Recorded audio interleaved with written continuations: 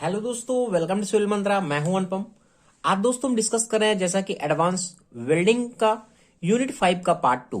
इसके पहले दोस्तों ऑलरेडी मैंने एडवांस वेल्डिंग का जो हमारा सेमेस्टर 5 में है पहला लेक्चर, दूसरा यूनिट, तीसरा और चौथा और पांचवे का पार्ट 1 दोस्तों ऑलरेडी मैंने डिस्कस कर दिया है। अगर आपने ये वीडियो पीछे का नहीं देखे हैं दोस्तों तो पहले देख लें ताकि आपका जो एग्जाम है वो अच्छा हो सके। तो यूनिट 5 के पार्ट 1 में जैसा कि हमने डिस्कस किया कि वेल्डिंग हमारे ज्वाइंट किस तरीके से होते हैं, उनके सिंबल किस तरीके से होते हैं और क्या क्या डिफेक्ट जनरेट होते हैं। अब हम जो हमारा यूनिट 5 का है welding design and welding code में, अब हम बात करेंगे इसके इंस्पेक्शन के बारे में, क्योंकि हमने सारी चीजें देख ली हैं कि हमारा उसका सिंबल क्या होता है, हाँ, ज्वाइंट किस तरीके से होते हैं, ठीक है, ये सारी हमने देख लिया और उसके हमने डिफेक्ट के बारे में बात कर लिया है, जो क्या है बहुत ही इंपॉर्टेंट है। ये हमारे आ सकते हैं कि हमारा टाइप ऑफ डिफेक्ट क्या होता है, ज्वाइंट क्या हो सकते हैं, या फिर सिंबल के बारे में अक्सर पूछता एग्जाम में पूछ सकता है। अब पार्ट 2 में हम डिस्कस करते हैं कुछ इस पे इंस्पेक्शन के बारे में और कुछ इंस्पेक्शन किस तरीके से किए जाते हैं उनके प्रोसेस के बारे में हम बात करेंगे। तो फर्स्टली देखो, जो हमारा जो वेल्डिंग का इंस्पेक्शन होता है दोस्तों, उस पर हम करते क्या है, देखते हैं कि हमारी वेल्डिंग जो हुई है वो सही हुई है या नहीं हुई है, यानी हम एग्जामिन करते हैं, विजुअली चेक करते हैं उस वेल्डिंग स्ट्रक्चर को कि हमारा वेल्डिंग है अच्छा हुआ है कि नहीं हुआ है, कोई डिफेक्ट तो नहीं है, कोई क्रैक तो नहीं है, कोई फ्ला तो नहीं है। ये सारी चीजें, पोरोसिटी है या फिर हमारे जो होल बन जाते हैं, ये सारी चीजें हम क्या करते हैं वेल्डिंग इंस्पेक्शन में देखते हैं। अब इसको क्या किया ना, 3 टाइप से इंस्पेक्शन इसके दिखाए गए हैं। अब 3 टाइप से किस तरीके से, अगर हम बात करें इसके इंस्पेक्शन के बारे में, हम वेल्डिंग करते हैं तो क्या हो, किन किन बातों पे ध्यान रखते हैं। पहला कि इंस्पेक्शन बिफोर वेल्डिंग, हम जब वेल्डिंग करेंगे उसके पहले भी हमें देखना पड़ता है कि हमने जो वेल्डिंग, उसका जो हमारा वेल्डिंग प्रोसेस है वो सही से हो रहा है कि नहीं हो रहा। तो इंस्पेक्शन इस तरीके से 3 टाइप होते हैं इसके। इंस्पेक्शन बिफोर वेल्डिंग, वेल्डिंग के पहले इंस्पेक्शन करना। Inspection in between the welding, बीच में यानी जब हम प्रोसेस कर रहे हैं उसके दौरान जो हम इंस्पेक्शन करेंगे। और थर्ड हमारा होता है इंस्पेक्शन आफ्टर या कंप्लीट वेल्डिंग, कंप्लीट होने के बाद वेल्डिंग का जो इंस्पेक्शन होगा वो होगा कंप्लीट वेल्डिंग। तो इसके 3 टाइप होते हैं। देखते हैं हम किस टाइप में क्या डिस्कस करते हैं। तो हमारा जैसा कि पहला होता है इंस्पेक्शन बिफोर वेल्डिंग, इसमें हम क्या क्या चीज को ध्यान देना पड़ता है वो हम बात करते हैं। क्या क्या हमें देखना पड़ता है, इंस्पेक्शन करना पड़ता है कि हमारी जो वेल्डिंग है वो क्या हो, अच्छी हो सके। तो पहला पॉइंट है चूज द वेल्डिंग प्रोसेस। हम जो वेल्डिंग प्रोसेस कर रहे हैं वो हमें ध्यान देना पड़ेगा कि हम वेल्डिंग जो प्रोसेस अपना रहे हैं वेल्डिंग करने के लिए सही है या नहीं है। Check out the welding joint, drawing such as a dimension, उसकी ड्राइंग क्या है, डायमेंशन क्या है, टॉलरेंस क्या है और प्रोसेस स्पेसिफिकेशन क्या है, ये सारी चीजें हमें वेल्डिंग के पहले देख लेना चाहिए। नेक्स्ट हमारा है select the defect free material, कि हमने जो मटेरियल लिया हुआ है वह इलेक्ट्रोड है या फिर जो भी हम मटेरियल इसमें यूज कर रहे हैं, फिलर रॉड हमारा हो सकता है, वो डिफेक्ट फ्री होना चाहिए। कह रहा है नेक्स्ट हमारा पॉइंट कह रहा है selection of the proper size, proper size होना चाहिए उसका या इलेक्ट्रोड का जो मटेरियल बना रहे उसका। फ्लक्स कोटेड हमारी होनी चाहिए सीक से, जो हमारी इलेक्ट्रोड यूज करेंगे एज पर द स्पेसिफिकेशन, कि हम जो भी स्पेसिफिकेशन पे ले रहे हैं। क्योंकि अभी आपने देखा था इसके पहले जो हमारे वेल्डिंग डिफेक्ट जनरेट हो रहे थे वो इन्हीं के कारणों से डिफेक्ट जनरेट हो रहे थे। तो इनको क्या करना है, हमें ध्यान में रखना है कि हम जो इंस्पेक्शन कर रहे हैं वो सही से हो। नेक्स्ट हम बात करते हैं jig and fixture proper size, जो हम जिग यूज करेंगे, फिक्सचर यूज करेंगे उस कंपोनेंट को रखने के लिए, ऑब्जेक्ट को रखने के लिए, उसे हमें ध्यान देना पड़ेगा, प्रॉपर साइज होना चाहिए। Set the welding parameter such as current, voltage and frequency, हमें करंट को ध्यान रखना है, वोल्टेज को ध्यान रखना है, उसकी फ्रीक्वेंसी को ध्यान रखना है कि जब हम इंस्पेक्शन कर रहे हैं वेल्डिंग का उसके पहले ये सारी चीजें हमें क्या करना है, देख लेना है। नेक्स्ट हम बात करते हैं इंस्पेक्शन बिटवीन द वेल्डिंग। अब हम जब वेल्डिंग कर रहे होते हैं तो हमें क्या क्या चीज को ध्यान देना पड़ता है उसके बारे में बात करते हैं।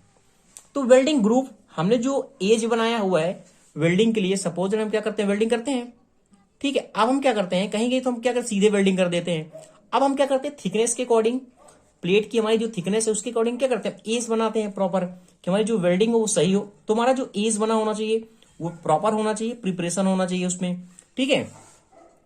फिर कह रहा है कि welding such types minimum distortion should be in welding joint. जो इसका डिस्टॉर्शन है वो मिनिमम होना चाहिए।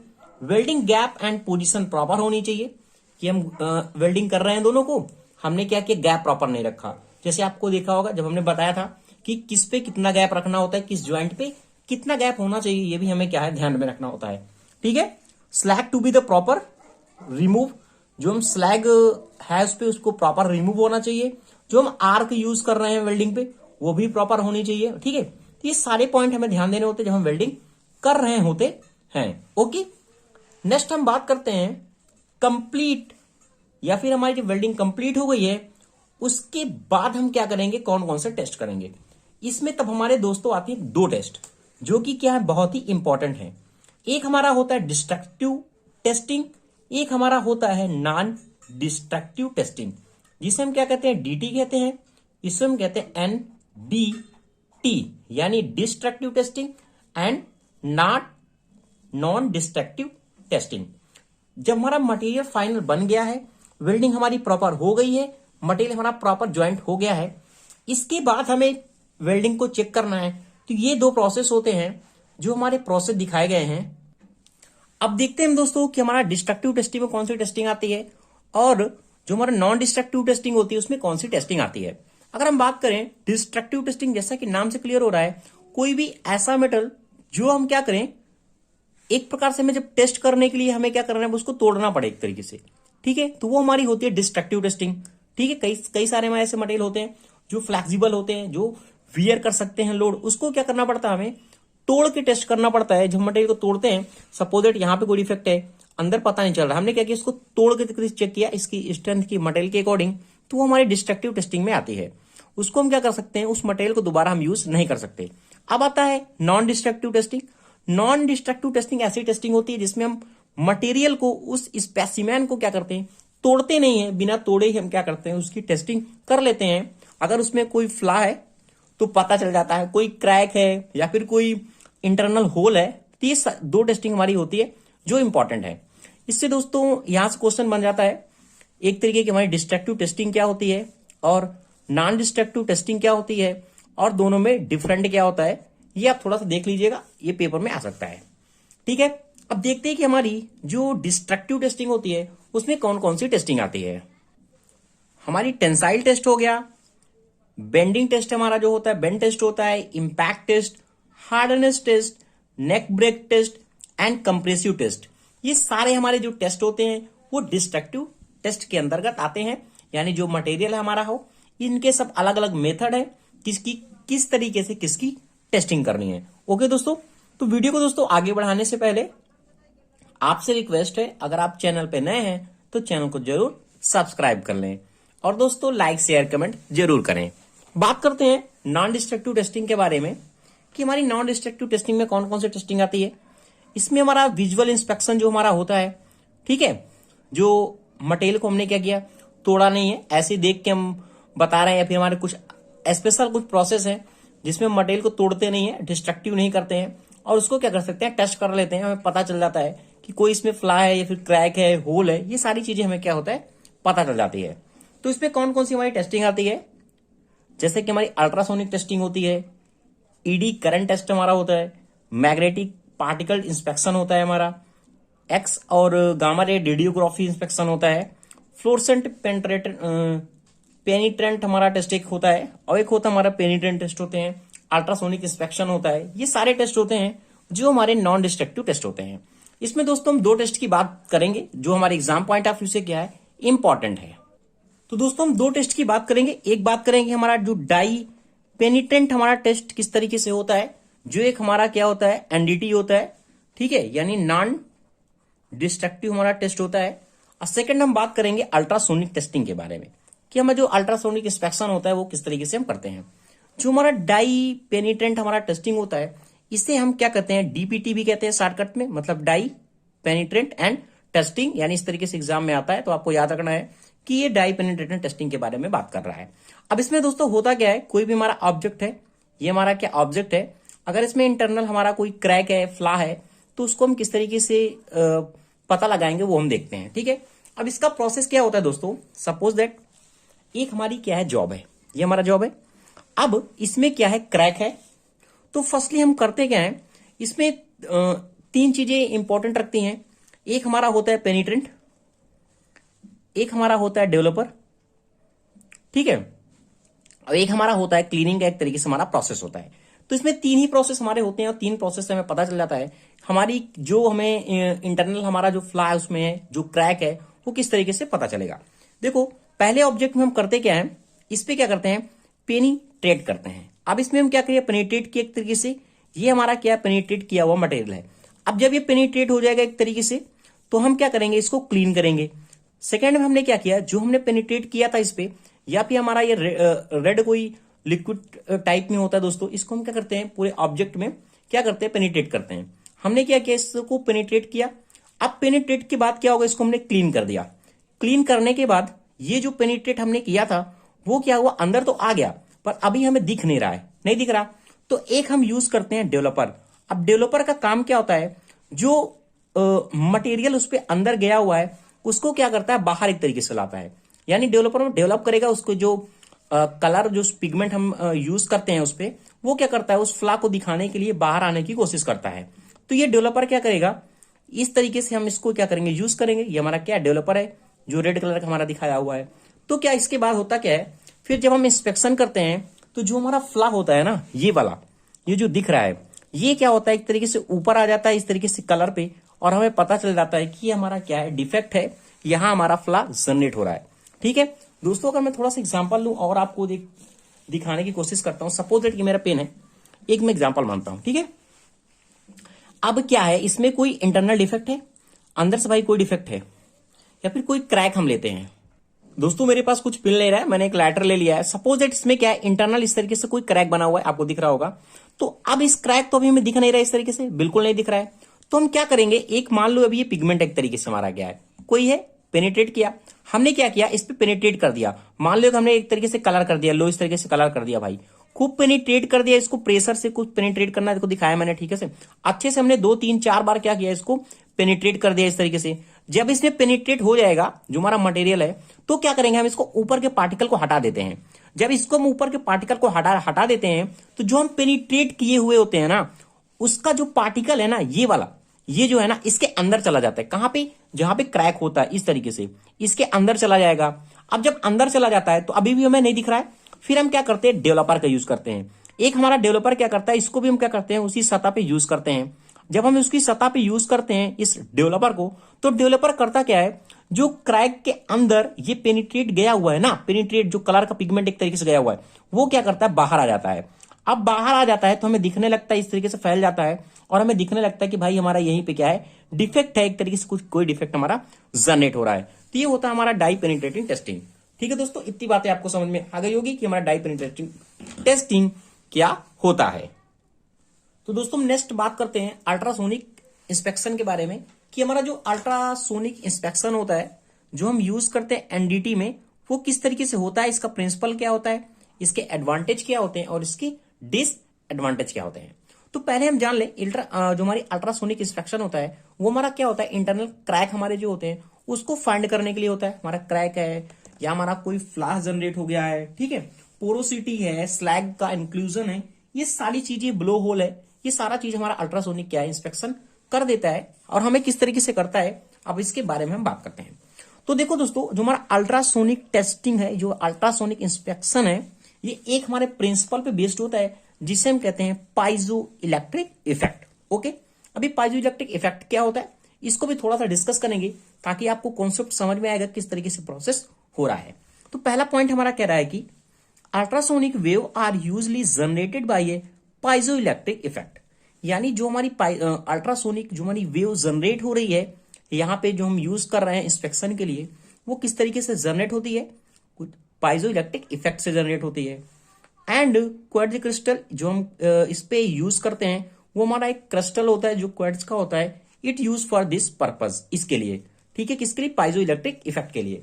अब हम थोड़ा सा बात कर लेते हैं पहले कि पाइजो इलेक्ट्रिक इफेक्ट है क्या। देखो मैंने डिफिनीशन भी थोड़ा आपको लिख दिया दोस्तों, अब आपको दिख रहा होगा। तो देखो डिफिनीशन कहती क्या है कि अल्ट्रासोनिक रे आर प्रोड्यूस, जो हमारी अल्ट्रासोनिक रे प्रोड्यूस करती हैं, changing the electrical energy, electric energy को चेंज करती है into the mechanical energy by the piezoelectric effect. यानी पाइजोइलेक्ट्रिक इफेक्ट के द्वारा जो हमारी इलेक्ट्रिकल एनर्जी होती है वो क्या होता है, मैकेनिकल एनर्जी में चेंज हो जाती है। फॉर दिस क्वार्ट्ज क्रिस्टल्स, ये हमारा जो क्वार्ट्ज क्रिस्टल का यूज कर रहे हैं, आर यूज्ड, यानी जो पाइजोइलेक्ट्रिक इफेक्ट होता है इसमें हम इसी मटेरियल का यूज करते हैं। ठीक है, कि when the high frequency alternating current is applied, जब हमारा जो हाई फ्रीक्वेंसी का एसी करंट हमारा आ रहा है, जब हम अप्लाई करते हैं at both the edge of the crystal, दोनों क्रिस्टल पे, यानी इस तरीके से हमारा क्रिस्टल है, यहां भी हमने अप्लाइड किया हुआ है, यहां भी हमारा अप्लाइड किया हुआ है। ठीक है, तो मतलब एक कहीं पॉजिटिव चार्ज भी होगा, एक हमारा निगेटिव चार्ज भी होगा। ठीक है, तो कहता क्या कि it both edge of the crystal it spread first of all, जो हमारा फर्स्ट ऑफ ऑल होता क्या है कि in the half cycle and contract in the other half cycle. यानी ऊपर की बात कर रहा है, पूरा ऊपर का जो साइकिल है, जो हमारा नीचे का साइकिल है, वो क्या होता है, चार्ज जो होते हैं उसके क्या हो जाते हैं, एक तरीके से स्प्रेड हो जाते हैं। फिर कहता है कि this way mechanical vibration produce in A sound wave, और उसमें वाइब्रेशन हमारा जनरेट होता है, मैकेनिकल वाइब्रेशन जनरेट होता है, जो क्या करता है, साउंड वेव को जनरेट करता है। तो इस तरीके से हमारा पाइजोइलेक्ट्रिक काम करता है, जो क्या करता है, इलेक्ट्रिक एनर्जी को मैकेनिकल एनर्जी में चेंज करता है। किसके द्वारा, पाइजोइलेक्ट्रिक इफेक्ट के द्वारा, जिसमें हम क्वार्ट्ज ग्लास का यूज करते हैं, जो हमारा क्या एक तरीके से हाई फ्रीक्वेंसी अल्टरनेटिंग हमारा करंट आता है, जो डिवाइड हो जाता है, डिवाइड होने के बाद मैकेनिकल वाइब्रेशन के दौरान वह हमारा साउंड वेव क्या करता है, प्रोड्यूस करता है। इतना आपको कॉन्सेप्ट क्लियर हो गया होगा कि मैं क्या कह रहा हूं, ये प्रिंसिपल क्या कहता है। ठीक है, अब देखते हैं कह रहा है कि अब ये काम किस तरीके से करते हैं, ये भी देख लेते हैं। अब देखो इसमें होता क्या है, जो हमारा पाइजोइलेक्ट्रिक इफेक्ट जब हमारा जनरेट होता है, तो इसमें हमारा क्या होती है, दो प्रोब होती है। ये हमारा प्रोब है, ठीक है, इसको हम प्रोब भी कहते हैं या फिर हम ट्रांसड्यूसर भी कहते हैं। तो हमारी प्रोब होती है जो काम क्या करती है, एक हमारी ट्रांसमीटर प्रोब होती है, एक हमारी रिसीवर प्रोब होती है। यानी यहां से हमारा जो साउंड वेव है वो क्या हो जाएगा, जाएगा। ठीक है, अल्ट्रासोनिक वेव हमारी एक तरीके से है। जो अल्ट्रासोनिक वेव होती है उसकी फ्रीक्वेंसी क्या होती है वो भी देख लें दोस्तों, यानी 20 किलोहर्ट्ज टू 20 मेगाहर्ट्ज जो हमारा होता है, इसका क्या होता है, रेंज होती है एक तरीके से हमारी किसकी, अल्ट्रासोनिक की। तो जब हम इसको प्रोब का यूज करते हैं तो क्या होता है, यहां पे हमारी साउंड वेव्स आ रही है। अब सपोज दैट कोई भी डिफेक्ट नहीं है, तो होगा क्या, जिस तरीके से हमारी एनर्जी आती है, जो हमारी साउंड वेव है, ये वाला फिगर देखना, ये जो फिगर आपको दिख रहा है, आया और सीधे इसी तरीके से रिफ्लेक्ट हो जाएगा, आया सीधा इसी तरीके से रिफ्लेक्ट हो जाएगा।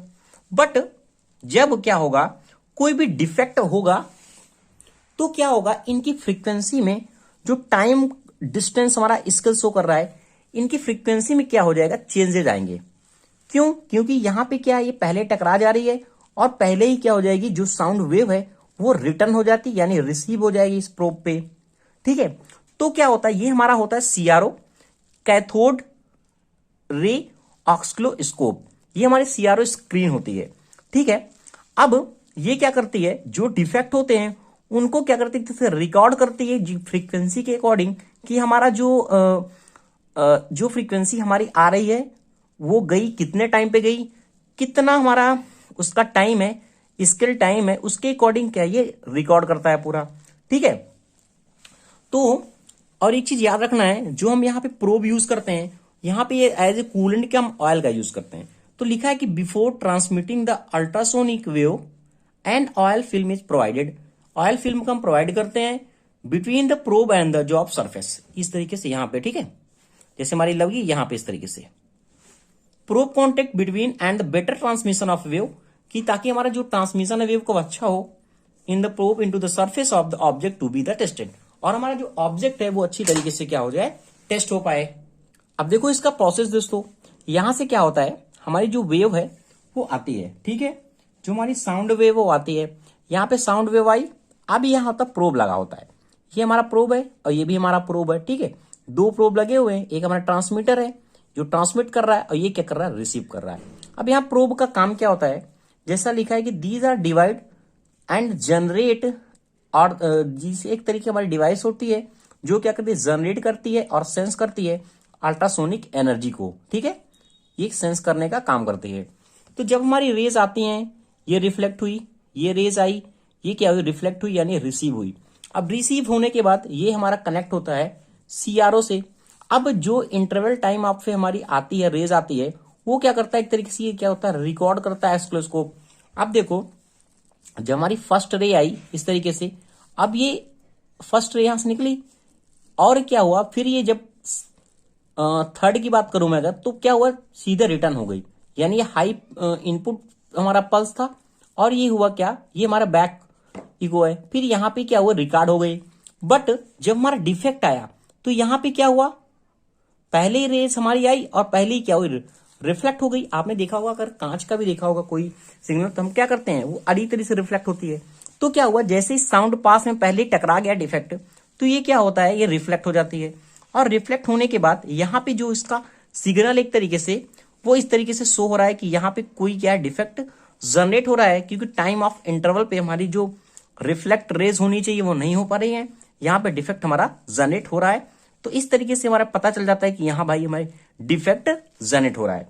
तो पता चल गया होगा कि इसका इफेक्ट क्या होता है, जैसे कि हमारा पाइजो इलेक्ट्रिक इफेक्ट पे काम करता है और किस तरीके से काम करता है, और क्या क्या इसके इंपॉर्टेंट एक तरीके से पैरामीटर होते हैं। जैसे रिसीवर हमारा प्रोब हो गया, ठीक है, हमारी स्क्रीन हो गई, सीआरओ हो गया, तो ये सारी चीज हम क्या कर सकते हैं, एग्जाम में लिख सकते हैं। बात करते हैं इसके एडवांटेज के बारे में और इसकी डिसएडवांटेज के बारे में। तो इसके एडवांटेज क्या होते हैं, मेथड हमारा फास्ट होता है, रिलायबल होता है एनडीटी के लिए, सेंसिटिव टू लोकेट फ्ला, यानी जो सेंसिटिव हमारे हैं, जो फ्ला होते हैं, क्रैक होते हैं, उनको फाइंड कर सकता है, लो कॉस्ट होती है और high speed of the operation होता है। ठीक है, ये हमारा जो प्रोसेस है। लिमिटेशन क्या होती है, सरफेस ग्राउंड, जो हमारा सरफेस है, जो हमारा ग्राउंड लेवल है, वो हमारा स्मूथ होना चाहिए और क्लीन होना चाहिए।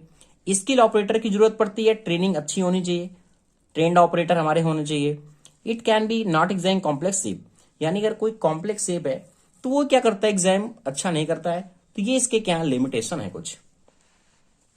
अगर हम बात करें इसके एप्लीकेशन के बारे में, तो एप्लीकेशन क्या है, हमारे फेरस मेटल है या फिर नॉन फेरस मेटल है, उसको में हम क्या कर सकते हैं, यूज कर सकते हैं। हमारा जैसे पाइप हो गया, रॉड हो गई, बार है, आल्सो भी टेस्ट कर सकते हैं हम इसके अल्ट्रासोनिक के द्वारा।